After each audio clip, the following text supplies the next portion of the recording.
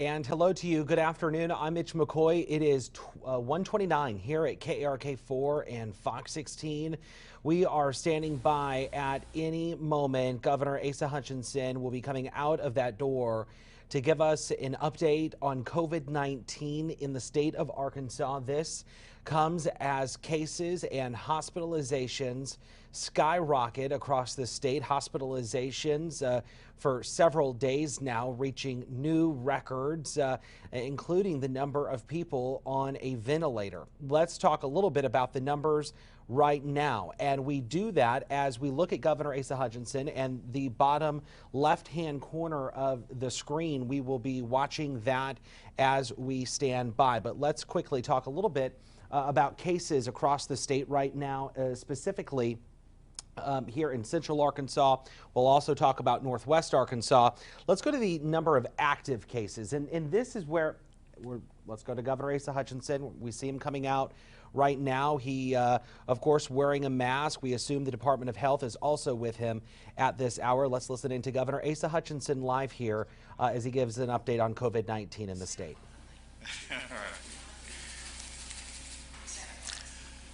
Good afternoon to everyone. Thank you for joining me for our weekly COVID-19. I'm pleased to be joined today by Dr. Dillahay, state epidemiologist from the Department of Health, Dr. Geraldine Jones from the Department of Health. We have Troy Wells, CEO of Baptist Health Systems, who's also on our winter COVID-19 task force. And we have Dr. Ivy Pfeffer of the Department of Education. So we have some important items to cover today. And first, we just finished Thanksgiving, and even though it's over, I still want to express thanks for a couple of things today.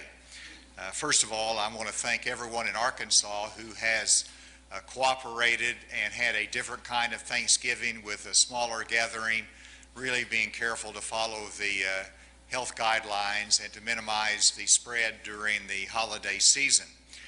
We'll find out what our report card says a couple of weeks from now, but I know that so many worked hard to make sure that everyone was safe during the Thanksgiving holiday.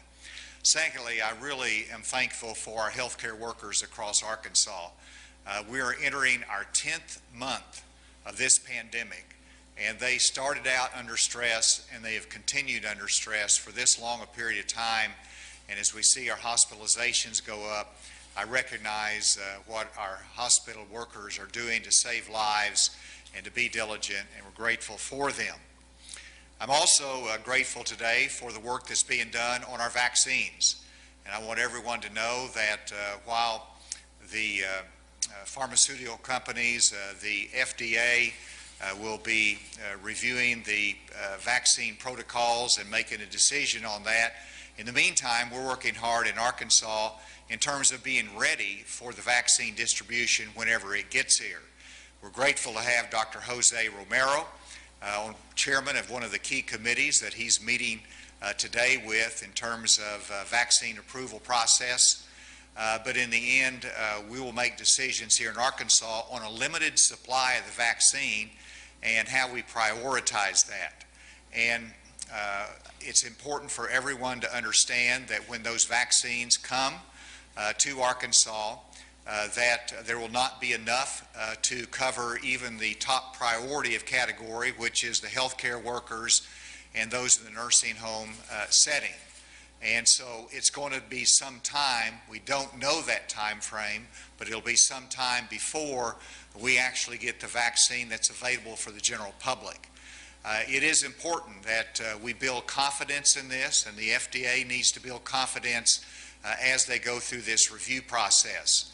I have talked to the HHS in Washington, Secretary Azar, the FDA, going through the processes, as well as with those that are getting ready for the distribution. And even though they're waiting for the authorization, we know that it's being pre-positioned so that once it is approved, we should have it in Arkansas within 24 hours.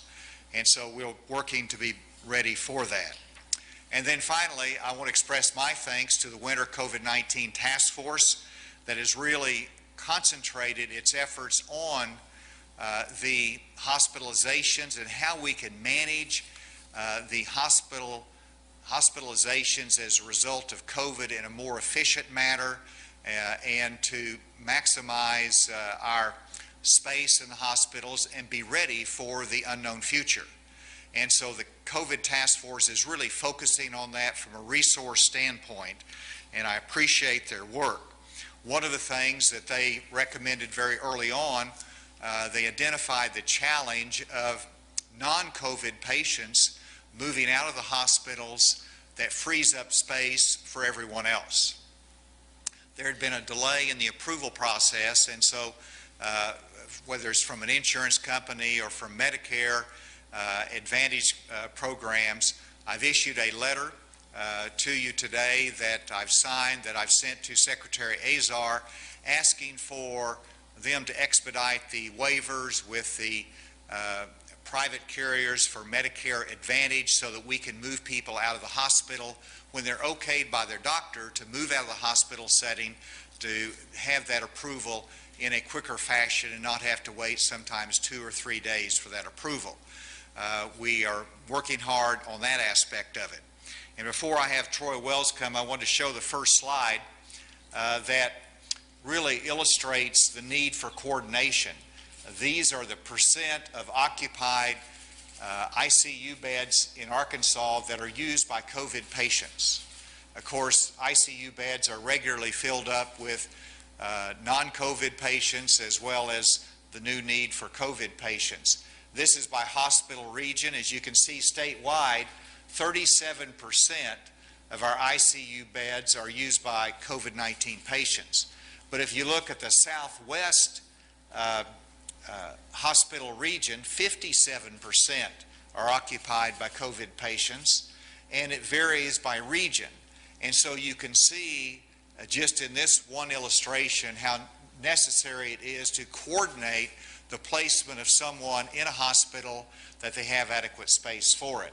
And so that sets the stage. I want to ask Troy Wells, who's led the committee that looked at these hospital resources, to comment on one of the ideas that was presented. Thank you, Governor. Good afternoon, everyone. As I've said before, one of our most precious resources from a healthcare perspective is our ICU staff and our ICU beds. So we have worked really hard at trying to identify some solutions as to how we can make sure Arkansans don't go without care that they need when they need it, and to do that at a statewide level. Let me just briefly explain to you the challenge that we're trying to deal with.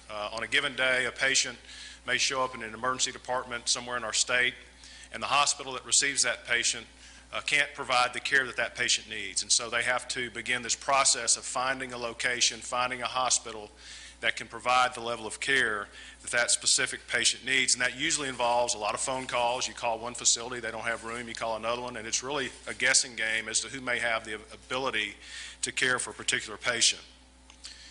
So let me stop there and then talk about a resource that we have in this state that's used for another purpose. We have something that's called TraumaCom, and that was established with the trauma system several years ago in Arkansas.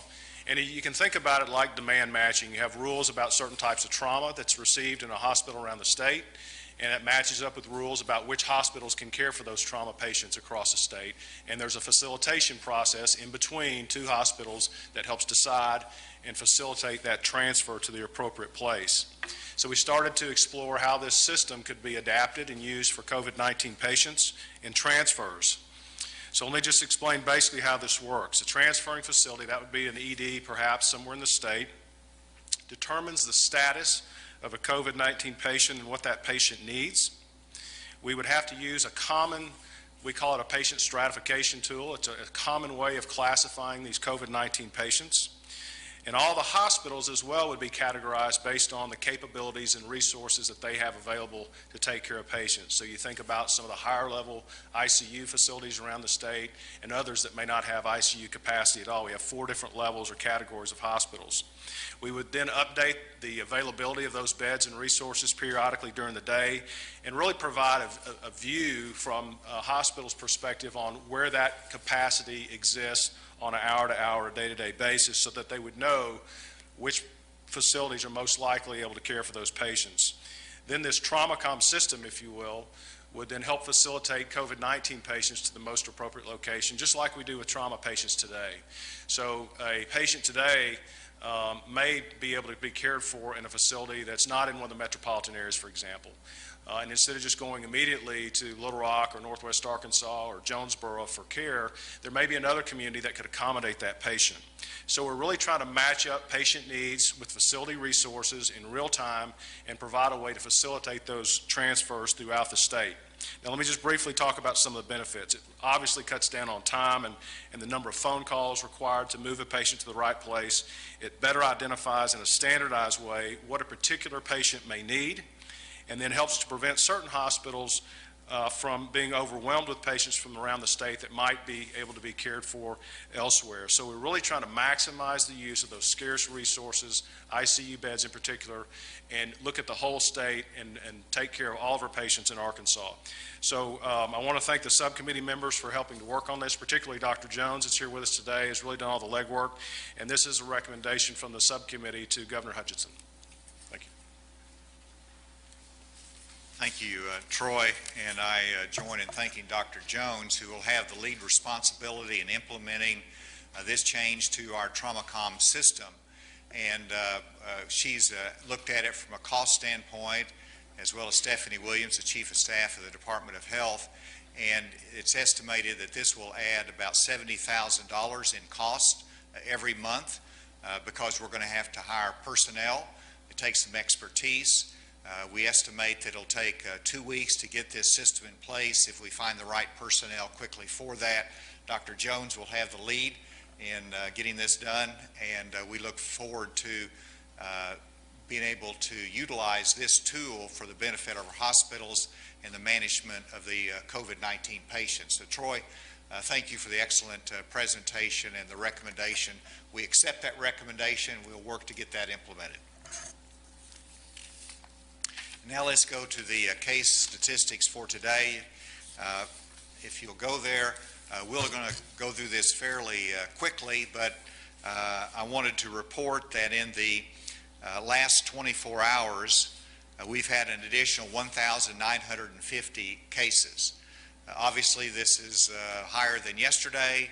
It is less than it was a week ago, the same time, but with the holidays, everything is a little bit out of kilter, and so we can't read too much into the fact that it is less than it was 1 week ago. If you look at our confirmed deaths, the total additional deaths are 10 over the last 24 hours, which is a sad note after the Thanksgiving holidays. We have 11 additional hospitalized, which is down, but it's still an increase. That gives us a total of 1,074 that's been hospitalized, 6 fewer on ventilators, and you can see the top counties there, which is fairly consistent with what we've seen in our top counties before. If you look at our testing, we had very high antigen testing that came back into play on Monday.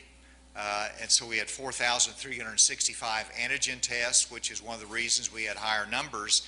Our PCR test is 5,161, which is lower than what we like to see it. And I think in the coming days you're going to see more PCR tests coming in, which probably indicates that there'll be an increase in some of the numbers that we see in our positive cases. With that, let's look at it from a different fashion, which is the graphs. And the first one, you can see it from a comparative standpoint. The orange, of course, is our new confirmed cases, the probable cases on the antigens in the white, and you can see the balance that's there. And again, higher than yesterday, a little bit less than a week ago. The next one, you can see the trend line, and again, even though it's pointed in the right direction, I'm going to discount that because of the holidays skewing things, and so we'll wait and see how that develops. Next is, again, this is week by week comparison, and if you actually look at the last week, we had fewer than we had 2 weeks ago and fewer than last week. That's good news, but here again, I think I'm not going to put a whole lot of emphasis on it because of the holiday season, and I think the next 2 weeks are going to be more telling than even the last week. This is the currently numbered hospitalized, 1,074. We've mentioned that, which is a new all-time high. This breaks it down by region in terms of the 7-day rolling average of new confirmed and probable cases in Arkansas. And I do like whenever I see those trend lines going down from the northwest down to really each of them. But let's wait and see as we get more information in the coming days when our PCR tests get back up to normal and we get some of the results from our Thanksgiving weekend. That will be our grade, and we'll see how we do. This is the growth rate by region. I just like to show once a week that Central Arkansas and Southeast Arkansas is growing at 7.5% in cases. Northwest dropped down to 6.6% in new cases from November 22 through November 28. Next, we'll see the 7-day rolling average of percent positive cases in Arkansas, and these are PCR tests. And this is more significant that you see, what is it, man, it's about 10 days ago that we reached this peak of about 11% in PCR test positivity that has dropped. I think that is a real drop in that positivity rate, even though the last few days might increase a little bit, but we're teetering on the 10%. Hopefully we can stay below that. The next one, this is the last day of the month for November, and so let's look at how we did in our testing. 333,000 PCR tests during the month of November. 333,000 is over 10% of the entire population of Arkansas tested in 1 month. And I recognize there could be some duplicates, that somebody might be tested twice, but we're actually going to try to narrow that down. But you have a margin of 33,000, you still are testing 10% of our population in 1 month. The next one, you'll see the antigen test that we're so far exceeding the goals. People are utilizing it. It appears to be continued improvements in its accuracy, so it's much more reliable. 59,000 antigen tests in the month of November. And here is the cumulative total of percent positive PCR tests. That's August to the present, which is very similar to what I showed a moment ago. So let's go to the next one. And I think that concludes that. So with that, let me shift to education. And it appears to me from the national commentary that there is a growing national recognition that our schools are important to stay open.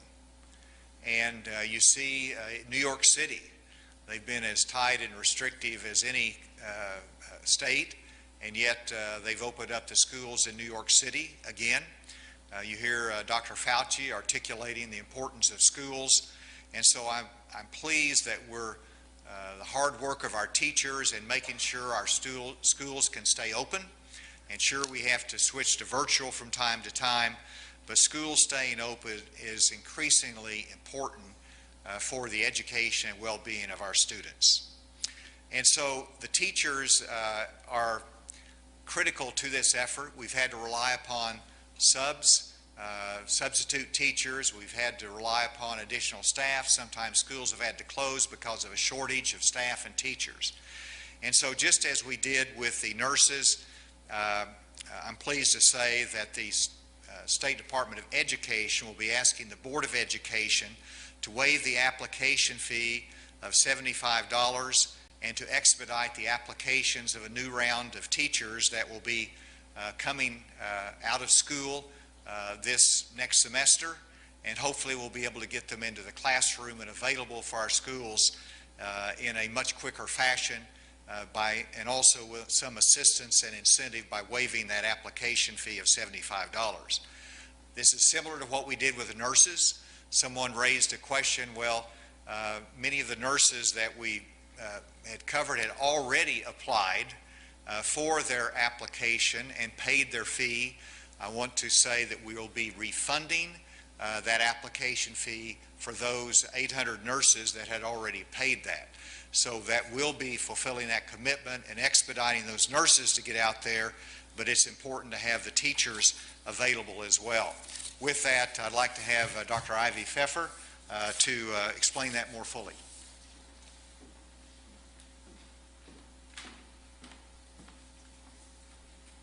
Thank you, Governor. We do have 29 active modifications right now in our schools. So we have had 29 different instances where schools have had to modify some type of, whether grade level buildings or their district, to remote learning. That is down from previous weeks. 10 of those started this week, but every time we look at these modifications, more often than not, it is staffing issues due to quarantines that are the main driver when districts have to pivot to remote learning. Because of that, as the governor stated, we are going to be seeking approval from the State Board of Education to waive the $75 license application fee.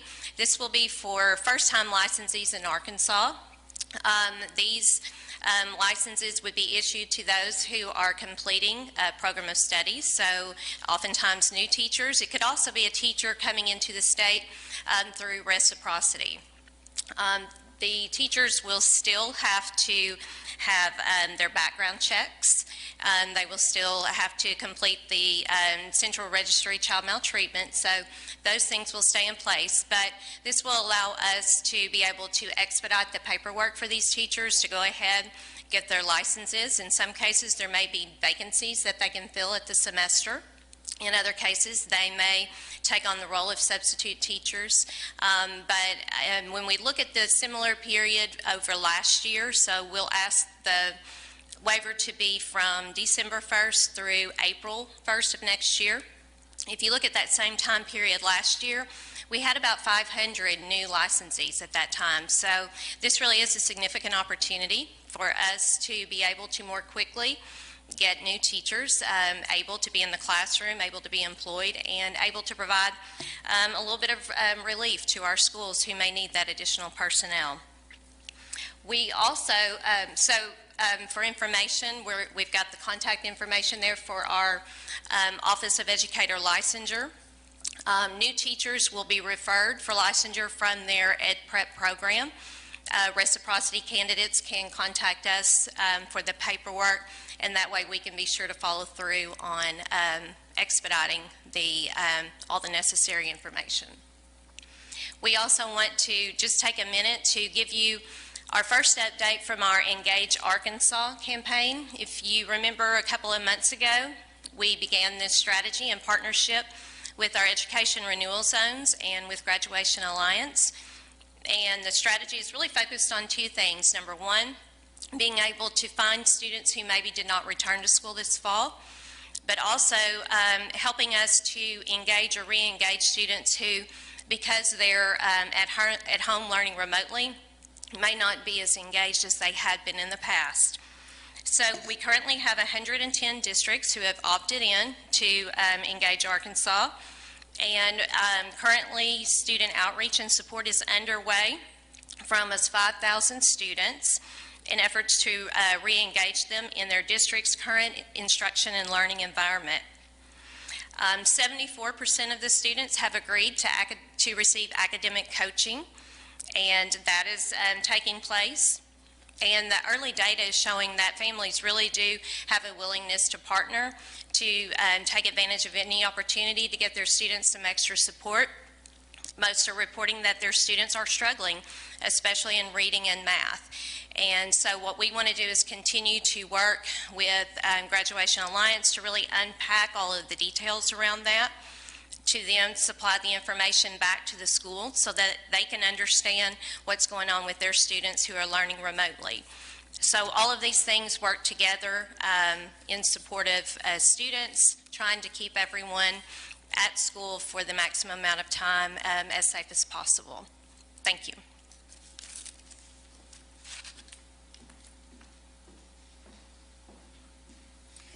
Thank you, Dr. Pfeffer, and With that, we'll turn it over to questions and have Dr. Dillahay here and Dr. Jones and Troy, and I'll defer questions to them as needed. But with that, we'll start with the questions.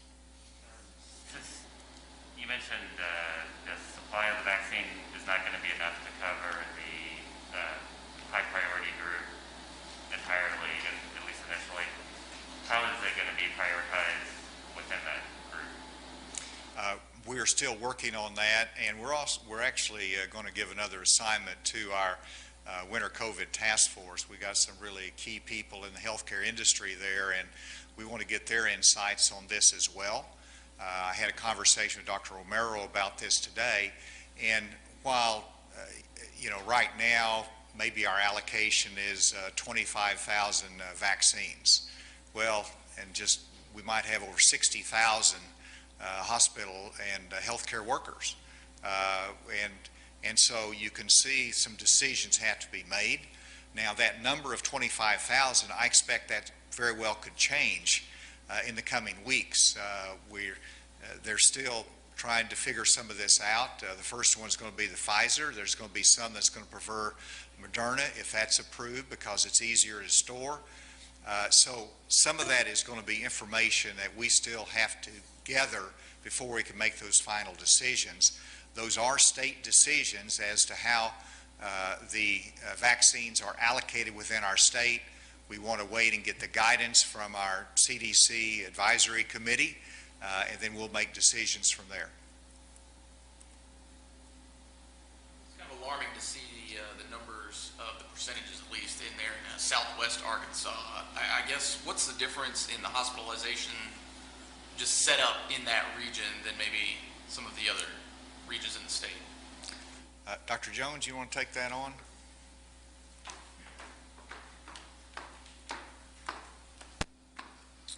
So there is a difference in the raw numbers of hospital or ICU beds in the different regions. Obviously, our bigger metropolitan areas have bigger hospitals, and thus they have bigger ICUs with more beds, and so the percentage would be smaller there. Another thing that I like to mention is that ICUs are not all created equal, and what is put into an ICU, say in a smaller rural hospital, might be something that's applicable to be managed on the floor in some of our larger hospitals. And so that number is probably due in large part because of the raw numbers, but it can also be due to the type of patient that's being put there. So I guess what kind of additional strain does that sort of put on more rural areas of the state? So obviously, if they're putting things that can be taken care of on the floor in other places in their ICU, that could comment or be a marker of perhaps the comfort level of physicians that are taking care of patients in the hospital. And so that would be something we would definitely look at in terms of needing to decompress, or how we would factor that in terms of whether or not patients need to be moved. But I want to emphasize that the primary responsibility or our goal is for the patient that presents to Hospital A, wherever Hospital A is, that they are taken care of at that facility. So if it is humanly possible for them to take care of that patient, that's what we want to do. That's going to save resources. That's going to save a lot of things. I guess in terms of resources, staffing, how does that kind of stretch the staff a little thinner, especially down there in that southwest region? So, the hospitals that are down there and their CEOs and their leadership are looking at that very carefully, and obviously they're already making ratio adjustments or things like that they need to do in order to try to kind of preserve the sanity of their staff, if for nothing else, but to make sure patients are still cared for in a safe manner. So a lot of that decision making is made at local hospital level because they are going to have the best knowledge of what their providers can do. Troy, do you have anything else to add to that? Any other questions? About the trauma system, I was wondering, since it seems like patients their condition can change rapidly with coronavirus, is there any danger that somebody could be in a kind of lower level facility and then all of a sudden need a higher level of care? Well, the important part of that is the evaluation by TraumaCon whenever they make the initial assignment. And that's why you need to have the right level of expertise for it. But should you add anything to that, Dr.?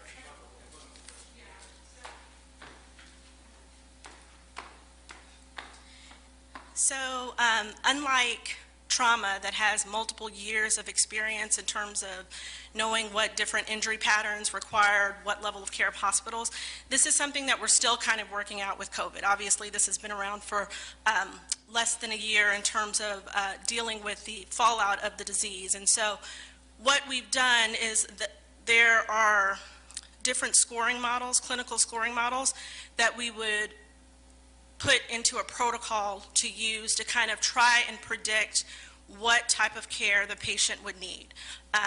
Again, that is why the clinical piece of being able to consult with an expert goes into how these patients are moved with trauma, as opposed to with TraumaCom now, what happens because we have all of those years of experience and all of those that knowledge and research on different injury patterns, TraumaCom and the medics that answer the phone there can essentially determine what level hospital is needed based on injury patterns, based on what the American College of Surgeons has said, for the Committee on Trauma. All of these things have kind of been put in place for trauma. Because we don't have that with COVID, that is where the clinical piece comes in and that consultation comes in, and we discuss with the sending provider kind of different clinical markers such as respiratory rate, what are the SATs, and things like that. And there are a few scoring systems that are been put out there and been internally validated. Again, the data, it's still evolving, I will say that, but recently published in the Annals of Emergency Medicine, one that basically looks at that and looks at different clinical markers as a predictor tool as to who would decompensate in 24 hours. Again, that is something like emergency physicians look at for that initial triage. It doesn't speak to what happens on the floor, and obviously you're not going to be able to predict all of that, I guess is what I'm trying to say. So we're doing the best we can with the clinical markers and the things that have been put out there, and that's what we'll use in terms of making those decisions, those initial transfer decisions. For me? Go ahead and say your job. Oh, okay. You are the ambulance personnel and whoever transfers these patients via the TraumaCom. Do they have enough of the higher level PPE that they will need to transfer known COVID patients? Yes, I have not heard that there has been a problem with PPE, necessary PPE in terms of N95s and things like that for our EMS personnel. That has not been brought to my awareness, so my understanding is that they do. They have now, since COVID began, we ensured that they had those kinds of things. Let's go remotely here. Is there any questions? Yeah, Governor, this is Andrew with AP. Had a couple questions for you. At the outset, you talked about kind of the report card you're going to be watching for to see how things went over Thanksgiving. I wanted to see if you could kind of elaborate on how are you measuring the effectiveness of the restrictions you have in place, including the earlier closing time for bars and restaurants, and whether additional steps would need to be taken, if there kind of what are the factors you're going to be looking at to determine if there need to be other steps. And later on down the road, also was wondering, do you envision the state's restrictions being lifted once the vaccine is widely available to the general public? Kind of, is that the marker for that? Well, first of all, I'd love to have the restrictions lifted as soon as possible. I recognize that they're burdensome. I recognize that people don't like to have a mask mandate that's in place, and so we want to lift these just as soon as we can. You asked on the first part of the question as to what triggers additional action in the future. Well, I've asked the COVID-19 Winter Task Force to answer that question as well, and it's a hard one in terms of what triggers the need for additional hospital space, or what triggers, at what level are we pushed where we have to do more in terms of restrictions or other actions. And so that's something that's a continued evaluation point. From my standpoint, hospitalizations and our capacity to manage the health care of our citizens, both in terms of routine illnesses and COVID, is a critical factor. And that's one of the things that we'll continue to look at. As governor, I always wish I had better data.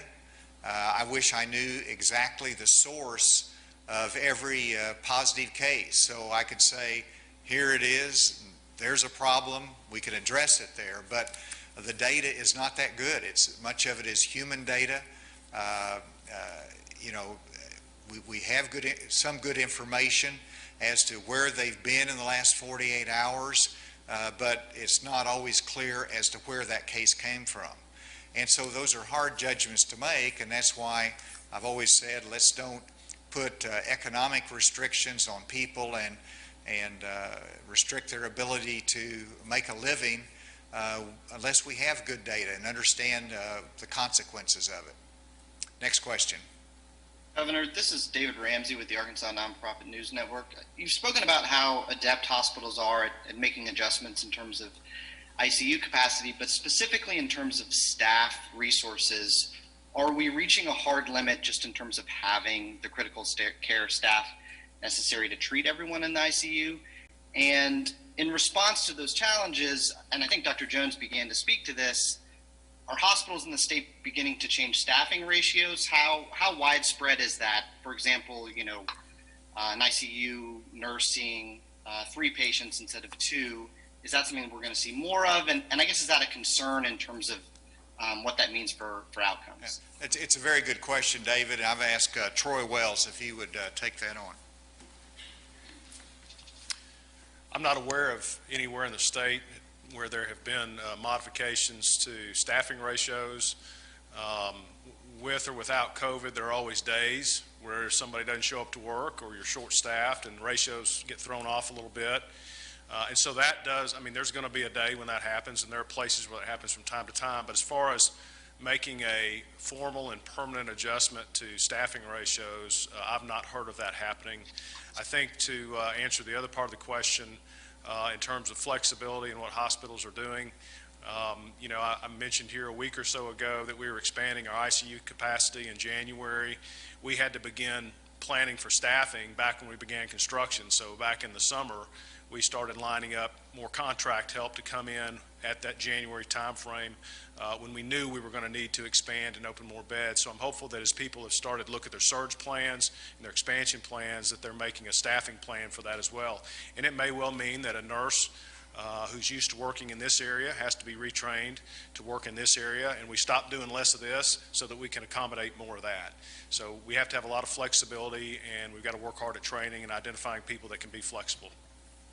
And just to be clear, is that something you see in the coming weeks in terms of a change to staffing ratios starting to happen at hospitals? Well, we obviously don't want to ever do that.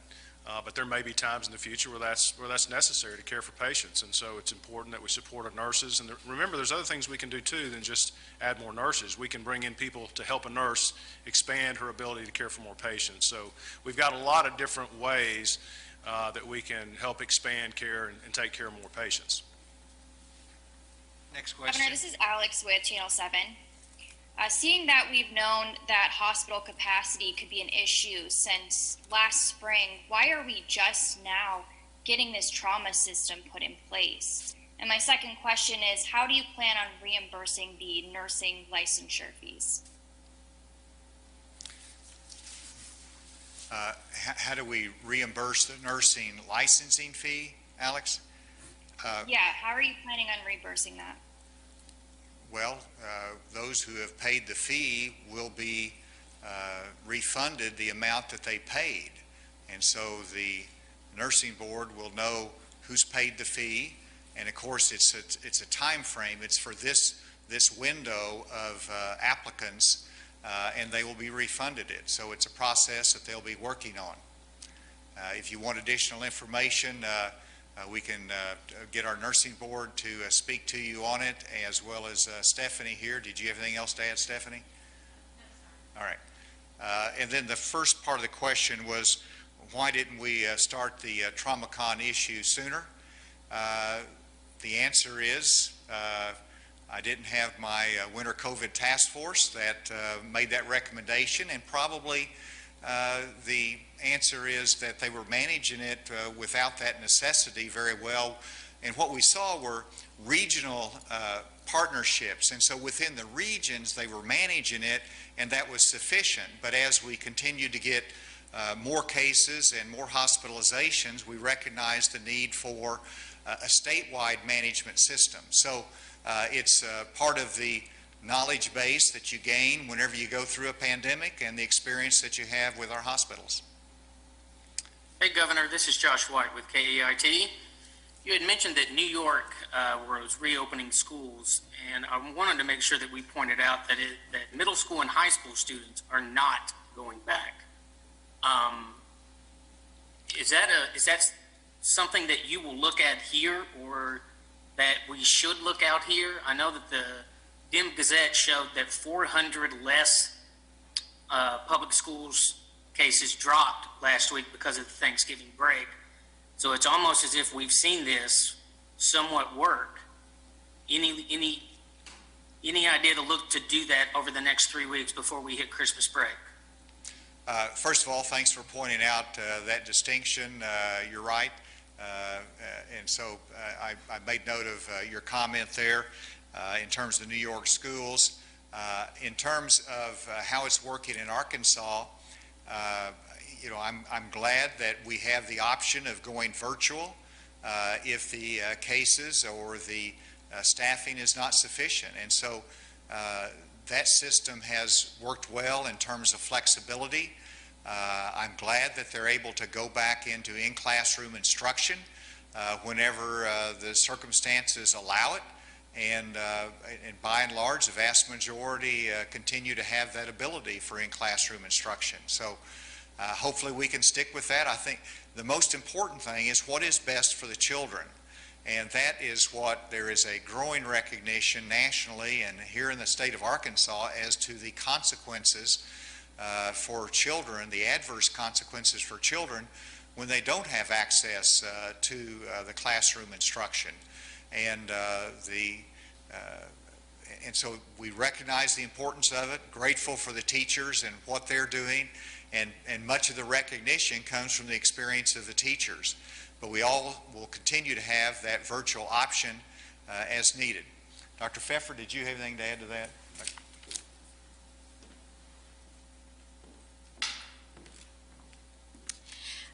Just a couple of things to add.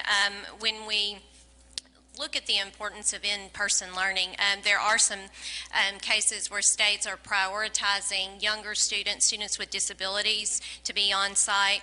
And in some ways it's a little bit easier for older students to manage a virtual schedule. However, anytime students are remote learners for long periods of time, there are some great challenges that exist. And over the next few weeks, we'll go deeper into the Engage Arkansas data. But some of the things I think that we really need to focus on and point out is right now our 12th grade students are the most at risk, according to this data, for dropping out and for not re-engaging. And that's concerning to all of us.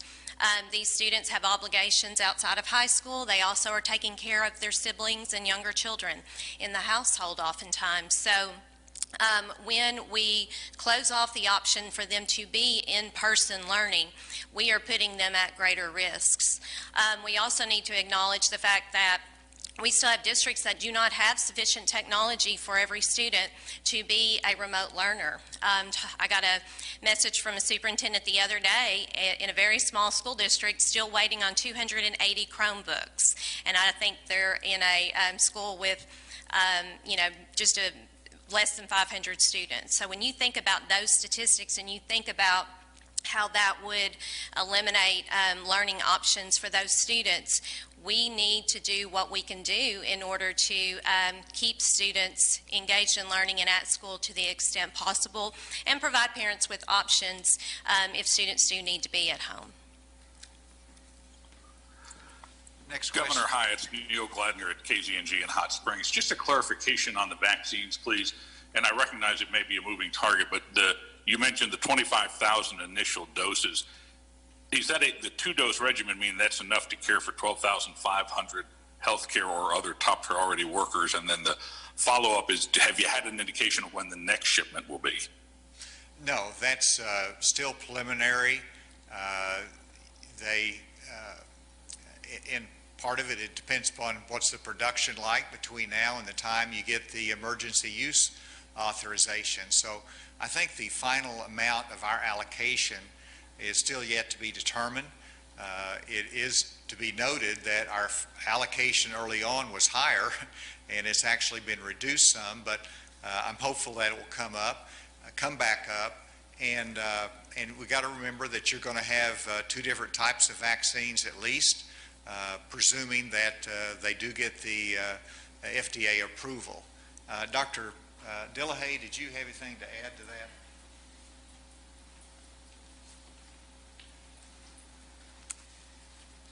So it's important to know that the hypothetical 25,000 doses that we get, we can all use. We don't have to set any aside for the second dose regimen. Those doses are being set aside at the federal level and will be shipped at the appropriate interval. So any doses that we receive, we will want to be used right away to get as many people vaccinated as soon as possible. Thank you, Dr. Dillahay. Next question. Hi, Governor. This is Susanna with Ozarks at Large on KUAF. I have a question regarding an article that was published in Bloomberg last week. It showed a map based on some Census Bureau data and a survey. It showed that 50% of adults living in households are not current on their rent or mortgage in Arkansas, and they will likely face eviction. I'm just wondering if you're having any conversations about that on the state level, and if so, what are those conversations besides the Fresh Start program, which will not be enough to help nearly everybody who needs financial assistance, especially as the CDC moratorium runs out in about 4 weeks? We are having conversations, and we have put our Fresh Start funds in place. I had the first conversation about how those been allocated, distributed, what's the demand for those, what's the balance that's remaining. And then secondly, we're waiting on the Congress to determine what's the next round of relief. There should be a stimulus package. I hope they can reach agreement on that. And I'm sure that part of that will be looking at the issue of rental assistance. I've always believed that the most important thing is the rental assistance because otherwise the debt doesn't go away and it just puts the renter further and further behind, and it just puts off the inevitable action by the landlord. And so the assistance is the most important thing. That's what we've emphasized in Arkansas, and we'll continue to look at that. But odds are that unless there's something from Congress, there's really not many options. Beyond Congress, there's limited state funds that are available for that. We've used up most of our CARES Act funding. There's always a potential that additional general revenue could be put into that, but that's something that would probably have to be addressed down the road in a legislative session. This is Susan at KRK. We recently ran a story where ADH employees acknowledged that COVID-19 cases, specifically test results, are being missed by the state, and they couldn't give exact numbers, saying it could be hundreds, it could be thousands. Is this something that you're aware of, and is there anything being done to shore up those holes? And then also off of that, the fax machine reporting was brought to question. Is that something that's being looked at the state as well? Dr. Seema, I'm going to ask him to respond to that. He's with the Department of Health, does a great job on our statistics. And while he's coming, what was the last part of the question? The part about fax machines being how the majority of COVID test results are. logged by the state? Well, let me answer that first, that I saw some critical story about the Department of Health that they're still using fax machines. The challenge is not within the Department of Health. The challenge is in some of our some of the reports that come in from labs or from other clinicians that fax it in. And so we have to have that capacity. We're responding to what is out there and the way some people still communicate. We would like everyone to go electronic. We certainly push for that, and that would be helpful to us. Thank you, Governor. Thank you for that question. So let me clarify about the missed cases. Really what is happening is that there is a delay in which we get those reports. Oftentimes from commercial labs, we noted this months ago in July when we had a large number of cases, as well as recently, that sometimes that there are cases that for one reason or another, there is a certain lag between the time that a specimen is collected from the time that it is reported to us. Unfortunately, there is not much that we can do on the department side if it's taking 7 days, 14 days, 21 days for a clinical lab to submit results to us. So I just want to clarify that part about missing results. Also about fax machines, as the governor noted, we still use fax machine. Every health department in the country uses fax machines. Actually, there was a New York Times article a couple of months ago that really highlighted the importance of moving to electronic reporting, especially for infectious diseases like COVID-19. So we recognize that there are issues related to faxing machines. We're working diligently to move as many providers as we possibly can to some form of electronic reporting, and we have been extremely successful in doing that for many of our providers. Thank you. Governor, it's Brett Rains with 4029 News. Maybe I'll be the last one.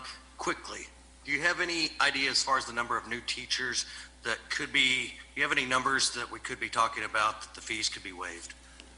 Ivy? Based on the number that licensed for the first time a year ago, it was about 400 new teachers and around 100 by reciprocity. So, potentially 500 teachers if the pattern holds similar to last year. We would love for it to be more, but that's our estimate at this time. The last question will come back to the table. All right. You said the trauma deal was going to be an extra $70,000 per month. Yes. What's the funding stream on that? Well, the first initial months can be absorbed within the Department of Health budget. As we prove it successful, we might have to add additional funding to it, but right now it's manageable within the budget. And is this something that's going to be sort of a more long-term thing? I mean, obviously when vaccines get here, there may not be as much of a need, but will there still be a use for it beyond COVID? We'll wait and see what the application is. Obviously, its mission is primarily traditional trauma patients, and that mission will continue. As to whether we learn from this that there might be some other benefit, we'll wait and see. Leslie. The Group 1 people to receive the vaccine includes you as governor. Will you be taking one of those vaccines that are coming in, or are you going to wait? Well, it is very important that the public understand that I have confidence in the vaccine and the FDA approval process, and whenever it's my turn and allocation, then I would certainly be willing and interested in taking the vaccine. In terms of priorities, the priority would be healthcare workers. The priority would be those in the nursing homes, and I certainly want those to be taken care of first. Thank you all very much. There's Governor Asa Hutchinson speaking now for almost the last hour here, giving the state's COVID-19 briefing. The governor announced 1,950 new COVID-19 cases over the last 24 hours. 11 additional hospitalizations have been announced today. We're also learning about 10 additional deaths over the last 24 hours. There are 6 fewer Arkansans on a ventilator. So 11 additional hospitalizations at this hour, which means that there are 1,074 people in the hospital right now. So we'll have much more on this story as it continues to develop throughout the afternoon. We'll have coverage beginning at 4 p.m. on KARK and, of course, Fox 16 News at 5:30. In the meantime, download the KARK or Fox 16 smartphone apps. We'll be sure to push updates related to COVID-19 right to your smartphone. For now, I'm Mitch McCoy. We have breaking news as it happens all day long right here on the device that you're watching. It's coming up on 225 here in Little Rock.